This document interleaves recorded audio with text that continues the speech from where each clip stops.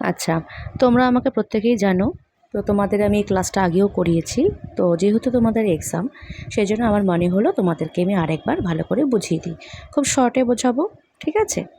তো এটা হচ্ছে আমাদের ডিটারমিনার্স, তাই না? তো ডিটারমিনার্স কিন্তু কি হয় আমাদের? ডিটারমিনার্স ব্যবহার হয় কখন? নাউনের জন্যই ডিটারমিনার্স কিন্তু ব্যবহার হয়। আমরা প্রত্যেকেই জানি সেটা। তো অ্যাকচুয়ালি ডিটারমিনার্সটা হচ্ছে তোমার to give informations about noun.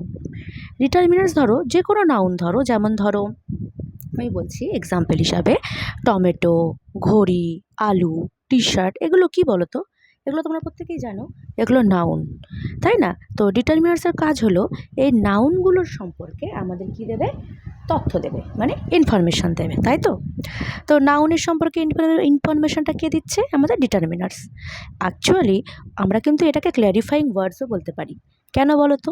কারণ এই জিনিসগুলো আমাদের পরিষ্কারভাবে কোনো নাউন সম্পর্কে ডিটেলসে একটা আইডিয়া দেয়। বুঝতে পেরেছ?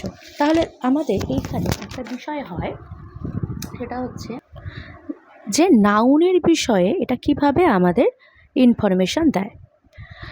আচ্ছা, আমরা প্রত্যেকেই জানি যে ইংলিশ সেন্টেন্সের ভিতরে নাউনের আড়ালে নাউনের সম্পর্কে ডিটারমিনার্সের কাজ হয়। ধরো নাউন আলু, পেঁয়াজ, টমেটো, হ্যাঁ, এগুলো কি হচ্ছে? কতটা আছে, মানে কোয়ান্টিটি। এমন ওয়ার্ড যেটা নাউনের কোয়ান্টিটি বলে দিচ্ছে, সেটাই হচ্ছে আমাদের ডিটারমিনার্স, ঠিক আছে? যেমন ধরো many dogs are barking. Barking মানে আমরা প্রত্যেকেই জানি, বার্কিং মানে কি? ঘেউ ঘেউ করা, তাই না? তো যদি আমি বলি এখানে, ধরো যে ডগস ওয়্যার বার্কিং, আমি যদি ধরো এখানে বললাম যে ডগস ওয়্যার বার্কিং, তাহলে তোমরা বুঝতে পারবে যে কতগুলো ডগস আছে বা কী বিষয় বৃত্তান্ত, বুঝতে পারবে না। কিন্তু আমি যখন অ্যাড করছি যে মেনি ডগস ওয়্যার বার্কিং, তখন কিন্তু তোমাদের বুঝতে খুব সুবিধা হচ্ছে যে অনেকগুলো কুকুর চিৎকার করছে। তোমার কিন্তু একটা মাইন্ডে কি হচ্ছে? মাইন্ডে একটা ইমেজ ক্রিয়েট হয়ে যাচ্ছে যে অনেকগুলো কুকুর রয়েছে, একটা দুটো কুকুর কিন্তু নেই, তাই না? তাহলে এখানে মেনিটা কি হচ্ছে আর ডগসটা কি হচ্ছে? মেনিটা এখানে কিন্তু ডিটারমিনার্স হয়ে গেল, আর ডগসটা কি হয়ে গেল? নাউন হয়ে গেল। তাহলে যখনই আমি মেনি ডগস বলছি, তখন কিন্তু তোমরা খুব সহজে বুঝে যাচ্ছ যে এখানে অনেকগুলো ডগস আছে। তোমার মাইন্ডে একটা ইমেজ ক্রিয়েট হয়ে যাচ্ছে অনেকগুলো ডগসের, তাই না? তারপর ধরো আমি আরও একটা এক্সাম্পল তোমাদের বলছি। যেমন ধরো there are some students in the class. তোমরা আশা করি বুঝতেই পারছো এখানে ডিটারমিনার্স কোনটা? সামটা ডিটারমিনার্স, তাই না? তো এইবার আমি যদি বলতাম দেয়ার আর স্টুডেন্টস ইন দ্য ক্লাস, তোমরা কিন্তু বুঝতে পারতে না, যে তোমরা হয়তো বা ভাবতে যে হয়তো বা ক্লাস ভর্তি স্টুডেন্ট রয়েছে, এটাও একটা মাইন্ডে আসতো কোশ্চেন। আবার আমি যখন বলে দিচ্ছি পার্টিকুলারলি যে দেয়ার আর সাম স্টুডেন্টস, তখন তোমরা কিন্তু বুঝতে পারছো যে কিছু স্টুডেন্টস রয়েছে। একটা তোমাদের কি হচ্ছে? মাইন্ডে একটা ইমেজ তৈরি হয়ে যাচ্ছে কিছু স্টুডেন্টসের, তাই না?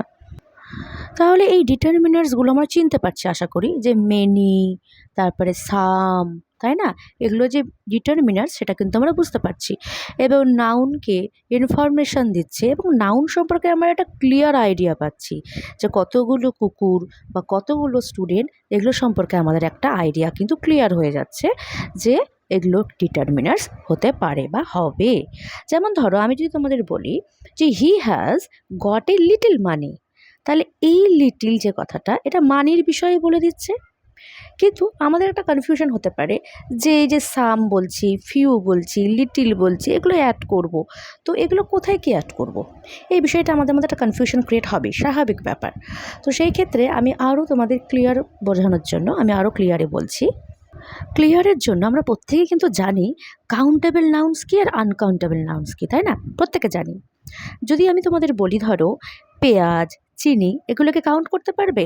তোমরা কিন্তু খুব সহজেই বলবে যে ম্যাম, পেঁয়াজকে আমরা কাউন্ট করতে পারি, টমেটোকে আমরা কাউন্ট করতে পারবো, কিন্তু চিনিকে তো পারবো না, দুধকে পারবো না। সিরিয়াসলি, সত্যিই তাই, কাউন্ট তো করা যায় না। তাহলে আমাদের আগে জানতে হবে কাউন্টেবল নাউন কি আর আনকাউন্টেবল নাউন কি। তাহলে কিছু কিছু জিনিস আমরা কাউন্ট করতে পারি, 1 2 3 4 5 করে কাউন্ট করতে পারি, কিন্তু দেখবে দুধকে আমরা কাউন্ট করতে পারবো না। কিন্তু আবার দেখবে দুধের গ্লাসকে কাউন্ট করা যায়, তাই না? দুধকে কাউন্ট করা যায় না, দুধের গ্লাসকে কাউন্ট করতে পারবো। তোমরা অনেকে দুধ খাও বা অনেকে খায় না। তো চিনির দানাও তাই, চিনির দানাকে কিন্তু কাউন্ট করা যায় না। আবার চিনির ব্যাগগুলোকে কাউন্ট করা যায়। ধরো এখানে একটা চিনির ধরো মানে 1 কেজির রয়েছে একটা ব্যাগ, সেটাকে তুমি কাউন্ট করতে পারবে, কিন্তু চিনিকে কিন্তু তুমি কাউন্ট করতে পারবে না, তাই না? ঠিক তেমনি ঠিক তেমনি একইভাবে আমি নাউন্সের ভাগগুলো দেখিয়েছি তোমাদের করে, যে countable nouns are uncountable nouns.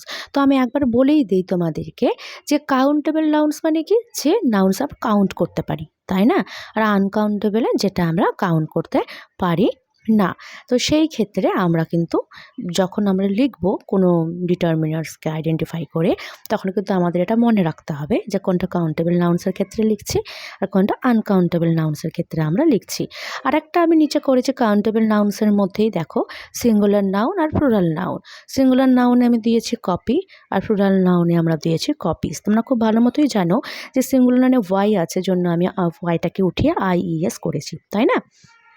আচ্ছা, তাহলে এইটুকু আইডিয়াটা আমাদের ক্লিয়ার হয়ে গেল। তো আমি এবার ছোট কিছু বিষয় তোমাদেরকে আমি আলোচনা করে দেবো, যাতে তোমাদের এক্সাম হলে এটা টিপস হিসাবে কাজে লাগতে পারে, যে ম্যাম তো এটা এইভাবে বলেছিল, তাহলে এটা আমাদের এইভাবে মনে থাকবে। তো আমি চেষ্টা করছি তোমাদেরকে আরও ইজি করে তুলে ধরার। এখানে দেখো আমি লিখেছি সাম। সাম দিয়ে আমি বলেছি যে used with plural or uncountable nouns. তাহলে সামটা কি ক্ষেত্রে ইউজ করছি আমরা? প্লুরাল এবং আনকাউন্টেবল নাউন্সের ক্ষেত্রে, ঠিক আছে? যেমন এক্সাম্পল আমি দিয়েছি, দেখো there are some student in the class. একটু আগে আমি তোমাদের বলেছিলাম ব্যাপারটা বুঝিয়ে। তো ডিটারমিনার্স এখানে সাম, আর নাউনটাকে এখানে স্টুডেন্টস। তাহলে সাম এখানে মিনস হচ্ছে একটা আনস্পেসিফাইড নাম্বার, তাই না? তা আই বট অ্যাপলস যদি আমি বলতাম, তুমি বুঝতে পারতে না যে আমি কতগুলো অ্যাপলস নেব। কিন্তু আমি যখন বলছি আই বট সাম অ্যাপলস, তখন কিন্তু তোমাদের একটা আইডিয়া হয়ে যাচ্ছে যে হয়তো বা 4 থেকে 5টা বা 6টা, তাই না? তাহলে আমাদের সামটা আমরা কখন ইউজ করছি?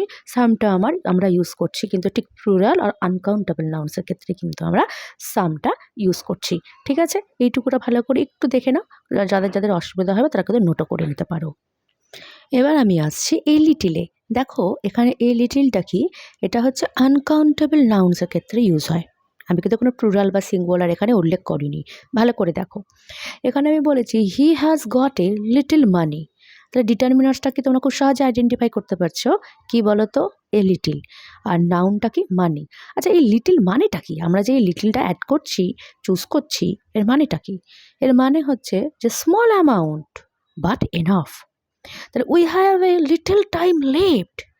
তাহলে দেখো এখানে আমরা লিটিলটা কখন ইউজ করতে পারি? যখন আমাদের কোনো আনকাউন্টেবল নাউন্স থাকবে, তখন আমরা এই লিটিলটাকে এই লিটিল কিন্তু ইউজ করব, ঠিক আছে? লিটিল আর এই লিটিল ভ্যারিয়েশনস আছে, এটা আমি তোমাদের নেক্সট ক্লাসে আমি ডিপলি বুঝিয়ে দেবো, কিন্তু আপাতত আমাদের এতটা জানলেই চলবে। তাহলে আমি তোমাদের একটা ছোট্ট টিপস দিয়ে রেখেছি নিচে, দেখো, যাতে তোমাদের সুবিধা হয় পরীক্ষার দিন, যাতে এক চোখে দেখে যেতে পারো, একবার এক ঝলক দেখে গেলে যাতে তোমরা ঠিকঠাক করতে পারো, এই জন্য। তাহলে মেনি সবসময় কার সাথে বসছে? কাউন্টেবল প্লুরাল নাউনের সাথে। আর সাম প্লুরাল আর আনকাউন্টেবল নাউন্সের সাথে। আর এ লিটিল অনলি আনকাউন্টেবল নাউন্সের ক্ষেত্রে। এইটুকুরা আশা করি তোমাদের খুব ইজি লাগলো। এবার আমি আসছি মাছে। দেখো মাছ আমরা কিসের ক্ষেত্রে ইউজ করি?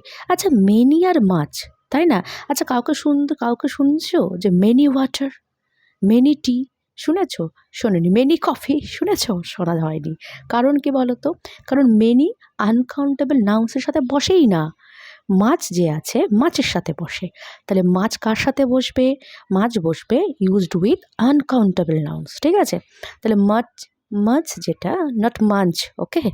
মাছ means a large amount of. তাহলে দেখো এখানে আমি লিখেছি there is not much water in the bottle. তাহলে এখানে ডিটারমিনার্স কি? মাচ। আর নাউন এখানে কি আছে? ওয়াটার। তাহলে ওয়াটারকে আমরা কাউন্ট করতে পারি? পারি না। তাহলে ওয়াটারটা কি এখানে আমাদের? আনকাউন্টেবল। তারপরে দেখো টাইম, টাইমকে কিন্তু আমরা কাউন্ট করতে পারি না, তাই না? তাহলে I don't have much time. How much sugar do you need? তাহলে এখানে দেখো সুগার, সুগারকে আমি আগেই বললাম যে আমরা কিন্তু সুগারকে কাউন্ট করতে পারি না। তাহলে দেখো এখানে রিমেম্বারে আমি দিয়েছি মাছ প্লাস আনকাউন্টেবল নাউন। তাহলে মাছটা কার সাথে বসছে? আনকাউন্টেবল নাউনের সাথে। দেখো প্রত্যেকটা জায়গায় আমি ছোট ছোট টিপস দিয়ে দিয়েছি। আমি চাই তোমরা এক্সাম হলে একদম প্রপারলি সবটা করো, ঠিক আছে? যার জন্য আমি কিন্তু ছোট ছোট টিপসও দিয়েছি, অবশ্যই কিন্তু একবার দেখে যাবে। এবার আমি আসছি এভরিতে। এভরিটা কি? এভরি হচ্ছে তোমার refers to all members of a group one by one. আর এভরিটা কিন্তু তোমার কিসের ক্ষেত্রে ইউজ হবে বলো তো? Every is used with a singular countable noun. এখানে যেমন দেখো আমি লিখেছি every student must complete the homework. তাহলে ডিটারমিনার্স এখানে কি? এভরি, আর নাউন কি? স্টুডেন্ট। তাহলে every child deserves love, I exercise every morning. তাহলে রিমেম্বার এখানে কি হচ্ছে? এভরির সাথে আমাদের কি ঢুকছে? অ্যাড হচ্ছে সিঙ্গুলার নাউন। তাহলে আমরা এটা বুঝতে পারলাম। এরপরে আসবো আমরা ইচে। আচ্ছা ইচ কি? ইচ এবার আমরা আসবো ইচে। ইচের ক্ষেত্রে দেখো এখানে আমি কি বলেছি? ইচ হচ্ছে refers to individual member separately, মানে each focuses on one person or thing at a time. মানে each student received a certificate, মানে প্রতিটা মেম্বার, প্রত্যেকজন, প্রতি, ঠিক আছে, প্রতি যে ব্যাপারটা আসছে মানে প্রত্যেকের উপরে। তো সেই ক্ষেত্রে ইচটা এখানে ডিটারমিনেন্টস আর নাউনটা স্টুডেন্ট। দেখো এখানে each player got a medal, each book has a different cover. তাহলে প্রত্যেকটা বুককে দেখেছে, তাই না? প্রত্যেকটা বইয়ের যদি একই কভার থাকতো তাহলে কিন্তু লিখতো না যে সেম কভার, বলতো ডিফারেন্ট কভার। তার মানে কি? এখানে প্রতিটা বইকে নোটিশ করা হয়েছে, এখানে কিন্তু একটা গ্রুপের মধ্যে ফেলা হয়নি, এখানে প্রতিটা জিনিসের উপরে তোমার ফোকাস করা হয়েছে। তো সেই ক্ষেত্রে এখানে আমার লেখা হয়েছে যে each book has a different cover. তো রিমেম্বার টিপস আমি দিয়েছি, সবসময় দিয়ে থাকি তোমাদের মনে রাখার জন্য। তো দেখো এখানে ইচের সাথে কি হবে? এটা একদম মাথায় একদম ভালো করে গেঁথে নাও। ইচের সাথে হবে সিঙ্গুলার নাউন, তাহলে ইচ সমান সমান individual member of a group, singular noun. Much হলে আনকাউন্টেবল নাউন্স, আর এভরি হলে all members of a group, singular noun. তো এই জিনিসটুকু তোমরা মাথায় আগে ভালো করে বুঝিয়ে নাও যে ম্যাম কী কী বললো। আমি 6টা জিনিসের উপরে ডিসকাস করেছি আজকে। তো ইচ বলেছি, এভরি বলেছি, সাম বলেছি, হ্যাঁ, এইরকম 6টা জিনিস টপিকের উপরে আমার আজকে আলোচনা হয়েছে তোমাদের সাথে। তো আমি চেষ্টা করেছি তোমাদের কাছে ইজি করে তুলে ধরার। এবার আমরা আসবো এ ফিউ আর এ লিটিলের ক্ষেত্রে, ঠিক আছে? তো দেখো আমি একটু আলাদা একটু স্লাইড তোমাদের বলছি যে সুখ, দুঃখ, ভালোবাসা এগুলো তো আমাদের নাউন, আমরা জানি, তাই না? তো এই নাউনগুলোকে আমরা ক্যাটাগরাইজ করি। তবে দেখো যে হ্যাপি, স্যাড এগুলো নাউন, তোমরা প্রত্যেকেই জানো। তো সেই ক্ষেত্রে এই যে বিষয়গুলো রয়েছে, তো এগুলো তো আমরা ক্যাটাগরাইজ করেছি কাউন্টেবল নাউন্স বা আনকাউন্টেবল নাউন্সের ক্ষেত্রে। তো ডিটারমিনেন্টসে জানো তো ইম্পর্টেন্ট পার্টটাই হচ্ছে কোয়ান্টিফায়ার্স। কোয়ান্টিফায়ার্স যেন কোয়ান্টিটিকে বোঝায়। তো এইখানে আমরা যখন এ ফিউ আর এ লিটিলের ক্ষেত্রে আমরা শিখবো, তো সেখানে কিন্তু কোয়ান্টিফায়ার্সটা ভীষণ পরিমাণে আমাদের হেল্প করবে। তো আমি তোমাদের একটা ছোট্ট একটা বিষয় বলে রাখি, এটা বলার আগে তোমরা একটু নোট করো পারলে। এ ফিউ, হ্যাঁ, এ ফিউ আমরা তখনই ইউজ করব যখন আমরা কাউন্ট করি। এ ফিউ মানে মনে রাখবে 0 থেকে 5, মানে 4 থেকে 5টা, এর বেশি হবে না এ ফিউটা, বুঝেছো? তাহলে কি বললাম আমি? যে এ ফিউ আমরা তখনই কাউন্ট করতে পারবো যখন সেই জিনিসটা 4 থেকে 5টার মধ্যেই থাকবে। তখন যেমন আই হ্যাভ এ,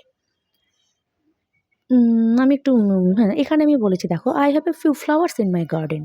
তার মানে তোমরা এখানে বুঝতেই পারছো যে কি ব্যাপারটা কি হলো, যে এইখানে ফিউ ফ্লাওয়ার্স বলেছি, তার মানে 4 থেকে 5টার মধ্যেই রয়েছে, তাই না?